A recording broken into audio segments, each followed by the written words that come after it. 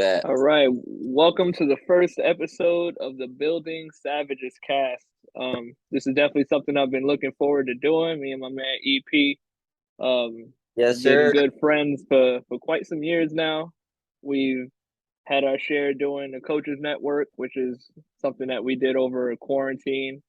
And I'll honestly say from the Coaches Network that definitely helped in my experience of just like networking with other coaches, speaking in groups, sharing my ideas, and then we were writing like articles and stuff like that. Yeah, And it was dope. Like we all had our deadlines to do, and we shared different articles each week. So it really forced us to take our skill set and display it.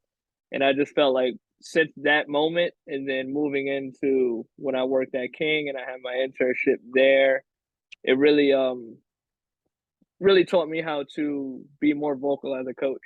And I think something that I had struggled with for a long time in my career is feel like I'm kind of like the best kept secret a little bit in the sense of I think there was like an insecurity that existed to where I was afraid to kind of like share my knowledge.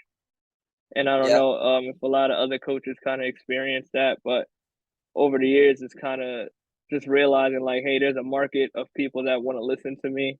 There's a market of people that trust my advice, and clearly I'm passionate and I'm a student of this thing forever. So I just started getting more comfortable just sharing my experiences and my knowledges to whoever the messages may resonate with. So yeah, for I'm sure, excited, man. bro. We got the Building Savages cast now. We got big goals for our podcast here, and it's dope just to kind of have us as the two-man dynamic. I felt like this has been long overdue. Man, it's been long overdue, man. Like we kind of known of each other for so long, and like I've always respected what you done, but I guess like COVID just like hit us all like a fucking ton of bricks, and like I came up with the idea of like, hey, like we should kind of like start sharing our voices and do it together as coaches. So, I mean, just knowing how you are and actually being able to communicate with you more, like actually showed me how good you actually fucking are and how good we all are and how like much Mm-hmm. we connect and stuff. So I think it's very important that like as coaches, even as like insecure as we are, like we all have voices. I mean, like I'm a 5'2" fucking Hispanic dude who's like not the most ripped, not the strongest person, but I have a voice in what in what I do, and I Mm-hmm. have experience realms. So trying to use that and try to leverage like my experience and my knowledge to help others people is like the main goal of everything. Um, but to be 100% honest with you, and I know this might segue, I actually didn't like you in the beginning, man. I thought you were like big for your break. Yeah.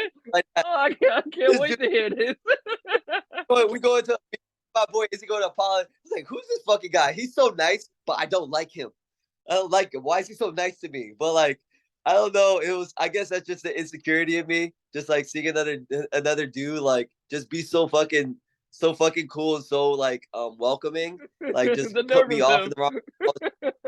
Yeah, I don't think I ever told you that. But I mean, bro, I fucking I love him. Like honestly, like bro, like honestly, we went on vacation together. It was just me and you, and we fucking That had a shit was fun blast as and fun. hell. Fun. So I mean, it's long overdue. It's got to be like three. It's got to be at least 5 years way overdue. And like again, I'm excited to see where this goes. Do you remember how we actually met? I think was it a what was it just walking into a pollen? I think it was like was it like more of a mutual thing where like it was like Facebook and like Instagram and we used to like each other shit and then I don't That was remember. after Do that you was remember? after the fact. So the original way that I met you was through Isaiah. I don't even know if you still talk Yes. to Isaiah today. Yeah. Cool, I, cool as I, dude. I, Cool as dude. So what happened was I remember when Isaiah first came into the gym and the owner of Apollon had came to me like, hey, he's looking for a powerlifting coach, whatever, blah blah blah. And I was just talking to him. Like I didn't even like try to sell him as a client or nothing like that. Like we just ended up like chopping it up. And then I was like showing him around the gym. We just had like good conversation. So him and I always just kind of had like a cool rapport. Like whenever he would come in, we shoot the shit. We had good training conversations, whatever, blah blah blah. He see out stuff that I was doing, obviously stuff that he was doing, and we would just kind of build like that. So I would just naturally like have advice or just like little pointers or X, Y, and Z. And then one day he came in the gym with you, and then that's how we Yeah. actually connected. Yeah. And then from There you that go. moment, just naturally like the Instagram, Facebook, all of that stuff. And then I just started seeing more what you was about, and we just always kind of had like this mutual respect for each other after you got past the point where you didn't like me. Oh, that's man. Well, it was like it's that small man complex what I had back in Jersey. Like, why are you so nice to me, bro? Like, bro, back like you want something from me. I don't know what it is. And, like, I would just I don't know. This is like my fighting stance or whatever like that. Well, yeah, man. But yeah, a ton of fucking respect for you. I have no idea where that came from, to be 100% honest with you. But Amazing, yeah, bro. like, And the cool part is, even when you asked me to do the coach's vault, like I wasn't expecting it. So then I yeah, kind of looked at it like, oh shit, my peer respects me in this way. So I'm like, because my yeah. initial thought was like, no, I'm not doing it.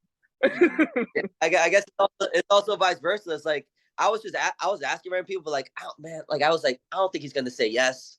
You know what I mean? I just wanted to see where everybody's head was at because I think we were all struggling. So I was like, I think I like some of this stuff he's posting up, but like I don't know if he's like this big like article person because I wanted to make it that kind of thing. But like you were like, I'm fucking down.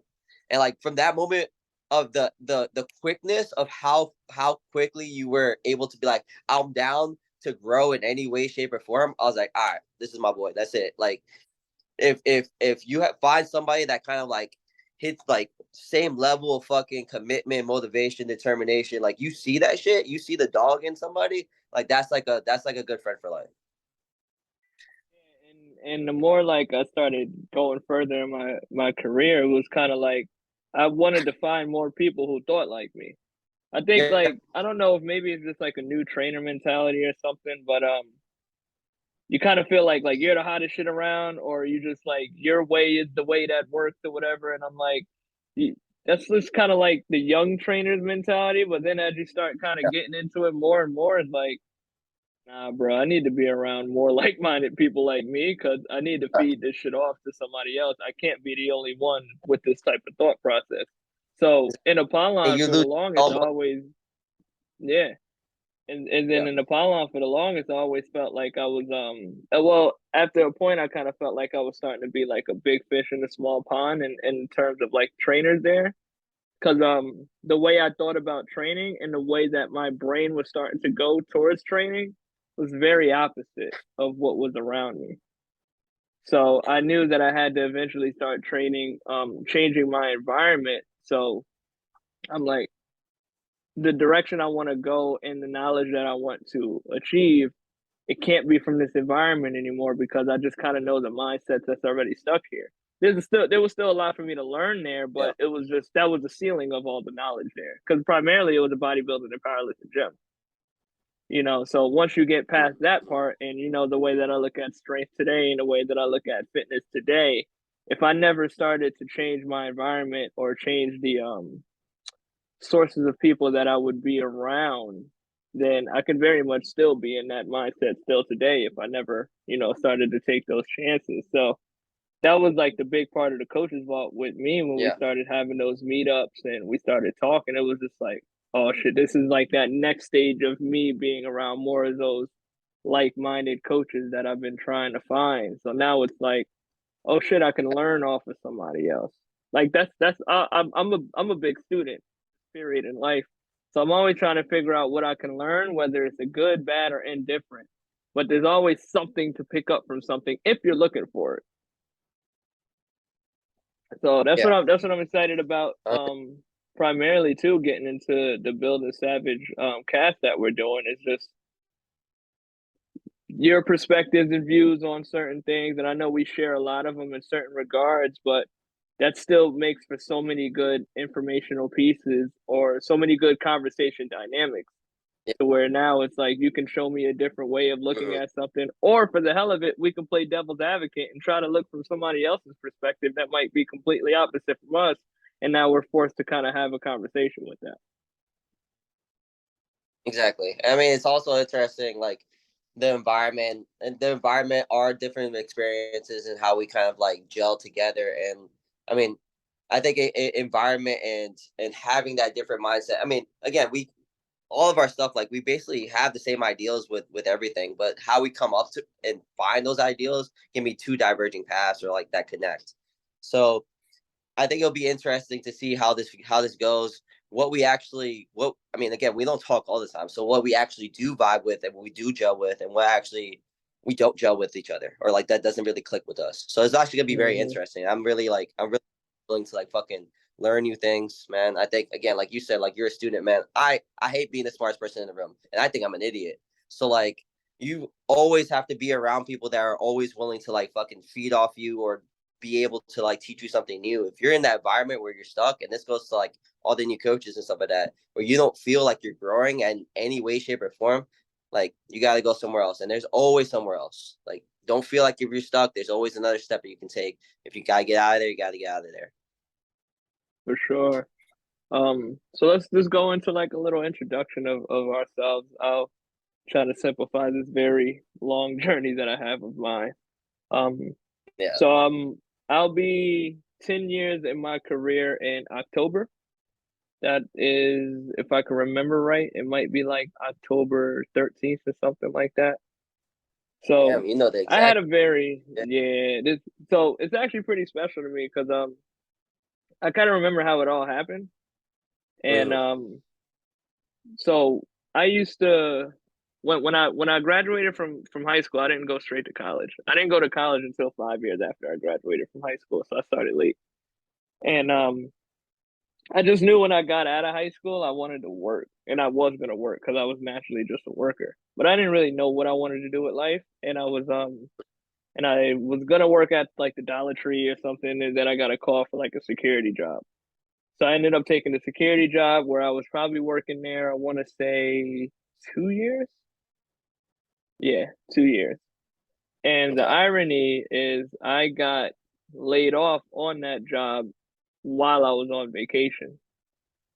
And That's yeah, that was crazy, bro. I got the call like, yeah, we laid off your job. I'm like, damn, like this is my first day on vacation. Now I'm sitting here with this exactly. information the whole vacation. Like How am I I'm gonna looking at my enjoy this bank shit? account. I'm looking at my Yeah. bank account like everything that's being spent is not coming back. Sipping your drink, you're like, oh, can you put? No, I don't want this shit anymore. No, it's bad. It's bad. Like some bullshit like throw it that. on Nah, that bro. person's Take throw this it on shit. that person's tab, please. Yeah, yeah, exactly. His room number. He buy all my drinks. It's like that dude that walks into like celebrities. He'd be like, bro, you know who this is? This 50. Put like 30 bottles of Sprock and some on his tab. Shit But like but keep going. in that happening, I was always into fitness. I think I was even powerlifting at this point because I probably started powerlifting around like 21 years old or 20 or something. And maybe a couple months even before I got laid off, I knew I was looking to like for more work. So I ended up getting a job at Apollon. Well, when I was originally working there, I never got paid like in checks. It was always in cash. So even though like I was working there, I wasn't like on the books. So technically I still looked unemployed. Um, Mm, actually that's a little after the fact though, because what originally happened was I was on unemployment for a little bit, and I remember asking Rob for a job early on, but he didn't have anything available. Now, the bittersweet moment of how I got the job, because he started seeing that I was coming at a different time. And he was like, oh, it looks like you switched up your schedule. And I just told him, like, I lost my job, whatever. So now I was coming in the mornings opposed to the afternoons at one point, or, or whatever the schedule was. And then he said, we actually have an opening that just started, that just opened maybe like a week ago. But the part that sucked was the person, the way that the opening happened is the person had gotten a really bad motorcycle accident, so he couldn't work anymore. So it yeah. was like unfortunate, but worked in my favor at the same time. So it was like bittersweet. And Mhm. so I started working there, and I just remember like the owner being like, you should get into training people. And I knew that was something I wanted to do for the longest, but I just didn't know how to jump into the field, and I didn't really have the confidence. I was like, I don't think I know how to do this. And then I remember one of my friends, who's a coach to this day, still, he's actually like he's an equestrian rider trainer. So he trains like people that ride horses, and I think it's fucking fantastic. He found like a really amazing niche. Damn. Like he Yeah, that's like travels like out. Yo, it's crazy, bro. like coming from Jersey. Like I've seen horses all over the place around here. There ain't no horses in Jersey other than like going like super far north or whatever. He travels out and he does like talks and all Yeah. type of shit like that. But I remember like him, he's like one of my closest friends, and he's just sitting with me, and he's like, "Yo, bro, you got the tools or whatever. Like, just do it." So long story shorter is I ended up getting my certification, and then I started off working as an independent contractor in that gym. So Yeah. my whole career of being a coach, I was actually never an employee until I hit like year 8 when I went to King. So Damn. yeah, so I worked as an independent contractor, pretty much like free for all. You figure it out for yourself, and we just have the platform to let you train however. So Mm-hmm. after about 2 years of me being a coach, then I went to school. And then, because I knew this is something I wanted to do, and then I was like, all right, I want to start furthering my education in this, and I want to start learning more about the anatomy. So 2 years after I started coaching people, I decided to go to school, and then around that time, I probably opened up my LLC too. But I didn't know shit about opening up a business. I didn't know shit about like taxes, none of that shit. I just did it because Yeah. the times of people paying in cash was starting to like change, and everybody wanted to pay a credit card. This is like before Venmo really was like a big thing, and Cash App and Zelly and all of this stuff. It was just like it's less cash, more plastic. So I was like, all right, well, I know if I have a business, I could charge credit card now. So that's the only reason I opened it. And then that went Mm. into my journey of learning everything that it has to do about being a business owner. So Yep. yeah, long story short, like after, lost my job, decided to jump into a new field, started off as an independent contractor within another gym, then went to school, got my degree in that, and then my career leads me back. Then I went to work for a gym for 10 months, and then that fell through, and now I'm back on my own after all these years and about to make my year 10 now. And I feel like now in this stage of my career, which is the funny part, I feel like now I'm like really just getting started. Yeah. Yeah. I think the years of experience. I mean, 10 years of well, 8 years of being an independent contractor, and then actually going into like the gym space, understanding that like gave you a whole view of stuff. And I think it goes back to the fact that like as like personal trainers and stuff like that, like especially in school, like they really don't teach you anything about business and how to open up your own business. Even though a lot of times when you're a personal trainer, like you're working independently. Like I don't know that Mm-hmm. many places other than you, like recreational gym or whatever like that, that you're not having your own space or you're not coaching your own people online or whatever like that. So like for you to go through that and learn through your own experiences of how business works is like integral and like a big thing that people like that want to start their business need to understand. Like a lot of people don't know how to even start. You just got to kind of start and Mm-hmm. figure it out. So I actually didn't know any of that from you, other than obviously you working at King and you working at Apollo. And Yeah. I didn't know. But yeah, I mean, your fucking business is doing great now. I mean, building beasts is a Thank you, bro. fucking. I love what you're doing. And I'm always there to support. I don't got the shirt on right now; it's in the laundry, but next time I'll wear it. But I guess I'll go into me a little bit. My story's a little different. So I mean, right now I currently live in Dallas, but I've been bouncing around a lot. So obviously Terrance and I know each other from Jersey. So I was always the fat kid. I was always the kid that played sports. Around 16, I got really into the gym and stuff like that. I got into Muay Thai. Started training that way. And then around 18, when I was in Middlesex County after high school, I got my personal training certification at a small like whatever. I mean, I knew that was kind of the route I wanted to take. I wanted to be a PT in the beginning. Then I took an internship with a PT. I was really fucking bored. I was like, I'm not gonna do this shit. Like these people are moving like kicking at that leg extension like this much, and then this is a fucking cheer. Like I can't do that shit. It was boring. So I went to William Patterson up in Wayne, New Jersey, and I got my degree. While I was there, I was actually an intern for Parabolic. I don't know if it's still there or not, but they used to Mm. do when they did combat training, like I thought I was gonna be, oh shit, like I had this fucking dope ass internship. I get to coach like these fucking college kids into training for their draft day, and I hated it. Like the people treated me like shit. Like I was the only intern. I was taking care of like 20 kids, dealing with their programming. They weren't teaching me anything other than me just being there. Like I hated the experience. It wasn't like really like mutual. Like it was just me driving 30 minutes to get there, and then like them like fucking having me for 8 hours of just like fucking hard ass labor, and I just hated it. I wasn't feel like I was learning anything, and I felt like they didn't enjoy me like being there. So at that time, I know my friend Jose, who is also from Jersey, got an internship at Baylor when Baylor was big, like RG3, all that shit, like fucking Oh national wow. championship. So he came to one of my FYL, which was my business at the time back in Jersey.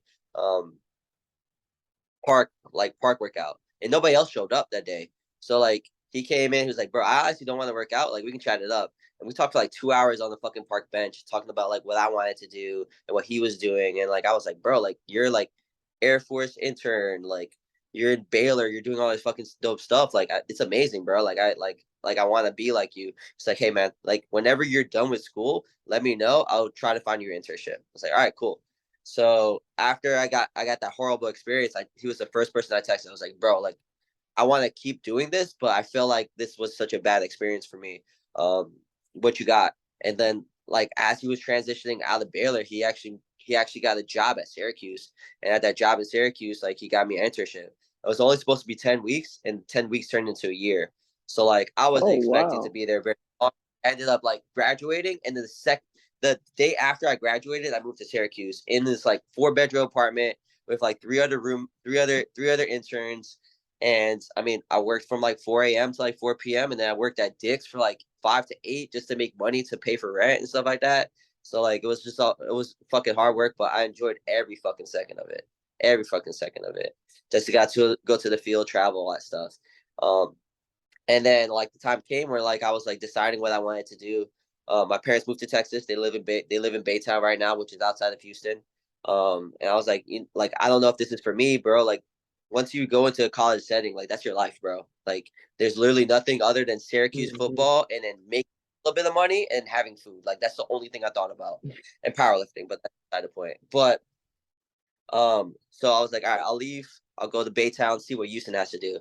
So I was at Houston, like again, I just got out of college. I have no job. I was working at 24-hour fitness, another fitness facility, and I was a electrician apprentice. So I would be up at 3 a.m. electric the apprentice from like 4 a.m. to 2 p.m. Work at 24 from 2 p.m. to 6, and work at the other place from 6 to 9. So I was like bouncing around. I was like, bro, I cannot sustain this. And then luckily, as like the times got longer, whatever like that, like Jose was still trying to help me out, like find a GA, go get my master's degree and stuff like that, which is something I wanted to do. But I was like, I don't have the money for that shit. So all of a sudden, like he texted me, he was like, "Hey man, like LSU has a graduate assistant position for basketball. Like just apply, see what you get." And I mean, I was like, "Fuck it, like this is my last chance. I might as well try. It's fucking LSU. I'll try it." So I applied. I drove 3.5 hours to go see the guy. He loved me. Drove all the way back on the same day. Um, took my GREs, did all that stuff, and then got accepted. So I Mm. didn't have to pay for a master's program. Was at LSU for 2.5 years. Got to work with basketball, golf, um, swim and dive, softball, every sport other than football. But I get to like live on campus. I got to get my master's degree for free. Um, and I mean, got to live in Baton Rouge, Louisiana, which absolutely has nothing, by the way. I know this is a little segue. I don't want to make this super, super long, but Baton Rouge is country as shit. There's like a bar, and then there's LSU. That's literally all it has. There's nothing. Don't if you're gonna have a good time in Baton Rouge, go to NOLA and then go the fuck home. That's like it. You go to Baton Rouge for football, and that's about it. But anyway, so that was my time came, and I was like, again, same kind of scenario. I was like, I don't know if I want to make this my life. Like, I want to be able to have a little bit more freedom, do whatever I want. At that time, I was like, all right, I'll move to Texas again and figure it out. And then I had the opportunity to move to Dallas. The person that owns the gym that I'm currently at, Alpha Project, she was the GA before I got there. So our connections kind of like aligned. And then I got the job here.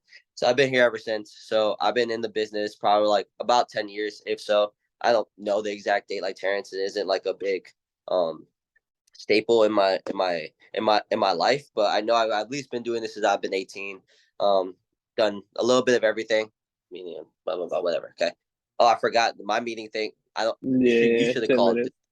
I know that's It's why I all was well. trying to get it before you, but I was like, we're already on. It's cool. Yeah, yeah. If we need to call again, just to call again, we'll do it. But I guess that's actually more or less the end of my story anyway. So yeah, I've been doing this for a little bit, bouncing around city to city. And I just enjoy the freedom of being able to like pick up and leave whenever I want. And I know that's not sustainable for a lot of people that have like wives and families and stuff like that. But being a 30-year-old single man with a dog, you get me? Like I get to, if I wanted to leave tomorrow and wanted to open my own business, I could.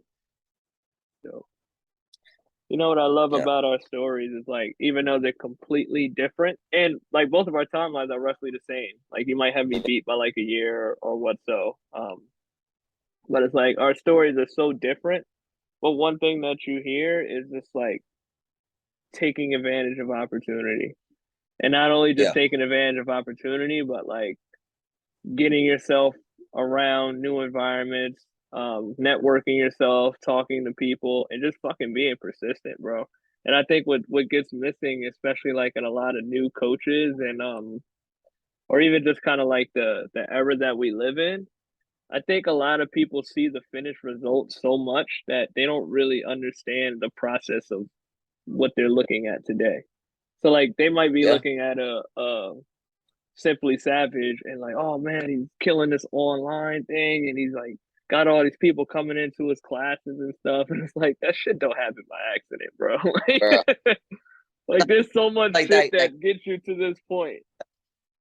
yeah, it's that glacier effect, you feel me? It's like you ever seen like that picture of the glacier, you just see the top of it and you don't see how big that fucking glacier is at the bottom. Like all the fucking hours I had to put in, all the fucking the years being broke. And I mean like I'm not fucking rich by any standard, but like the years of no money, no income coming in, the years of fucking like doing different things, moving around, picking up and leaving, like, or like for you, like working on, like working basically under the table, like fucking hustling hard. Like people don't see that shit. People just see what they see on Instagram. They don't see like the fucking work that everybody puts in. And I think the work is what obviously makes the glacier fucking hit the top of the water. You feel me? So people need to be able to appreciate like the stories that everybody has and like the fucking trials and tribulations that we all took. So I think that's important. Yeah, and the cool thing is like this is definitely the short version of the stories that we gave because I know you got a lot of stories and I certainly have a lot of stories that I can go a lot more in depth in of just like Yeah. situations and just moments that I've been in and just seeing like it was funny because I was just like talking to a friend of mine today and they're just like asking how my business is going and stuff like that. It's kind of catching up and things. And I'm like, I'm really proud of how far this shit has came after all these years. Like for me to be able to say some of these things out loud. I mean, I remember my first year of coaching people. I think I had a most of like 6 or 7 clients. And you got to remember, my situation was so different too because it wasn't like I worked. First of all, I was a new trainer as an independent contractor in a hardcore gym. Very, very weird situation. Yeah. So it's not even like Yep. the clientele that comes in is a little bit different. So it's not the easiest to like grab clientele and something like that. And two, it wasn't really like a gym that kind of like necessarily push personal training. It's just Yeah. like there was trainers that existed in here, but and there was not one full-time trainer in there too, which is telling. So Yeah. here I come trying to figure out how I'm going to grow my career in this and Mm. working behind the counter at the same time. I mean, dude, there was some points that early in my career and I just like and I'm looking, I was like, I used to work behind the counter and train clients at the same time. I have no idea how I was pulling that off for years. And a baller for that. and just and I think just it's for also my interesting. clients to appreciate that Yeah. was like crazy to me. Yeah. I think it's also interesting too. Like we might have a little bit different experiences, but like you have a longer term experience of like being your own business owner. Yeah. Like I didn't have the opportunity to do that stuff. Like I was, I worked at Retro Fitness for a little bit. I worked at 24. Like I didn't do like the whole independent contracting stuff until I came to Dallas. Like I was always doing those small gyms, and then I worked at schools. So like it's not like I needed the money to get from personal training. Like I was still coaching, but like I didn't Mm-hmm. need the background, those worrying about like taxes, like sales pitches or whatever like that. People came to see me, they trained, and they left. But like the experience that I gained from doing that stuff made my getting clients a little easier because I had the backbone to actually have it. So like it just makes it a little bit different of like our knowledge and where we're at and how we can kind of come together with that stuff. Because I mean, you have a shit ton more experience than I do in fucking running the business for goddamn sure. I mean, I'm still learning as I go along. I know you are too, but it's cool. Yeah, and it's super interesting. Like a lot of the commercial gym stuff that I learned was just from like other coaching networks and like associates that I like met just from being in the gym for so long and just being in fitness for so long. So like a part of me wishes I kind of had the commercial gym experience because like I would have been involved with, you know, having more clientele coming my way and learning like the inner workings of a gym and things of that nature because like the gym that I was at was just a very like one of one type of thing. But the other part of me is grateful that I wasn't too because there's so many clauses that come with these things. Like they Yeah. pay you guys dirt cheap, and then I was finding out later on like, oh, even if you while you're working here, you can't train anybody within a 10-mile radius. If they find out, you know, you can get in trouble for that. And then once you Yeah. leave here within a year, you can't train anybody in a 10-mile radius. So they have like all these constraints that are like placed upon somebody, and I'm like, holy shit, yo, they pretty much got you for robbery. Bro, it's fucking crazy. Yeah, I think, and that's the thing that turned me off to commercial gyms because I was at Retro Fitness while I was in the Willie P, and I used to drive because it was during the summer, so I used to drive from Amboy to Willie P was an hour drive, and I would train just one person, and I would train one person 3 times a week, and they would charge. Let's just say like charge them $600 for like 3 sessions with me a week. I got $20, a $20 check, Wow. like for 2 weeks of work. And I was like, I took that $20 check. I never called them again. I never went back. I Holy saw that shit, check. I yo. even cashed that somewhere in the house. Like I have it there, so I remember never to get fucked like that again. Like it Holy was shit. ridiculous. I don't know. I might be over exaggerating. I might get the math, but I remember having. I still have it, and I'll find that shit if you need evidence. Like it's a $20 check for at least a week, if not 2 weeks of work of like physically being there, making calls, training the kid, driving an hour to go fucking train that kid. That's it. $20. Like what the fuck am I supposed to do with that? Back then, like I still couldn't get me gas. You know what I mean? Yeah. And we're talking back then. That was that long ago. Like we're old shit. Like it's crazy, bro. Yeah, and guys, pretty much that's what's gonna make this podcast really fun to listen to and really informative. Like you're gonna get perspectives from Evan, who's been in here for double digits in his career. I'm approaching my double digits in my career.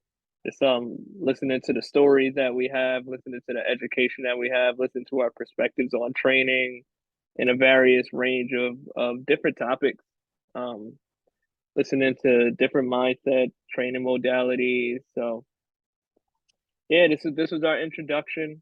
We just wanted to give you guys a little bit of who we are, and better believe we'll be going into a lot more in depth with some of these stories. Um, just to give you guys a little more insight of even what it looks like to start. Yeah, and this really can apply to anybody, even outside of coaching, like what it looks like to start your career in something. Like it's not all rainbows and sunshines like people think it is. It's rewarding when you get to the stages of when it's rewarding, but you do have to be persistent and you do have to really want to put in the work in to get to this point and be passionate about something to make it this far.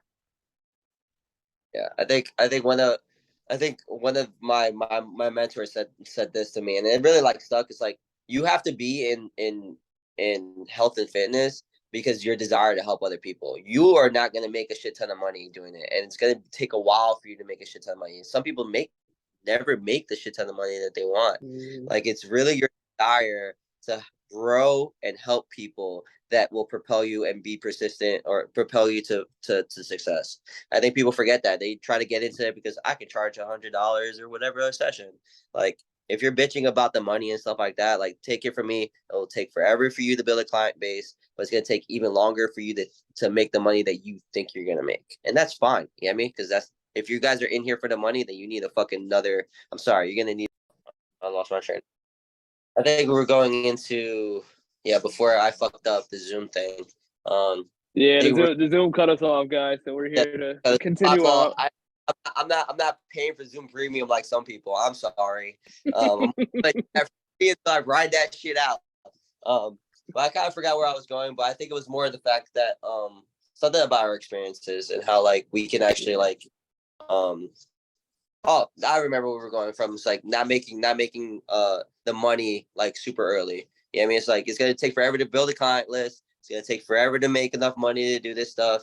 And it's all about like leveraging your contacts, leveraging your networks, going out and doing the extra work, using social media platforms. Like there's so much other shit that trainers don't think about, and especially our age, that I mean Mm-hmm. social media is the hugest thing to use. And nowadays, like fucking 21-year-olds have more clients than we do because they know how to leverage and market.